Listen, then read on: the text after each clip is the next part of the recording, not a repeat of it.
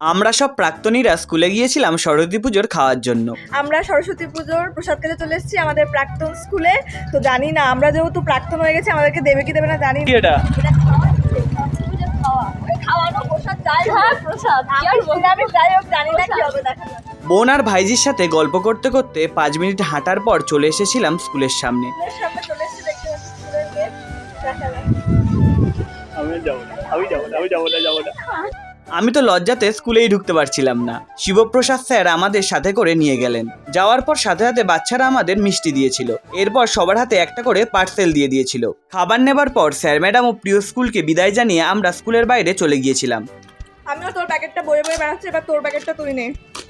প্যাকেটটা হাতে নিয়ে ওদেরকে বললাম, তাড়াতাড়ি বাড়ি চল, খুব জোরে খিদে পেয়েছে। তো স্কুল থেকে বাড়ি চলে এসেছি, এবার খাবারটা আনপ্যাক করছি, খাওয়া দাওয়া হবে। তো ফ্রাইড রাইস দিয়েছে দেখতে পাচ্ছ, আমি থালাতে ঢেলে নিচ্ছি। এখানে আছে চিকেন কষা, এটা ঢালবো না, এটার মধ্যে দিয়ে খেয়ে নেবো। একটু গায়ে নিলাম আর ভাতের সঙ্গে জাস্ট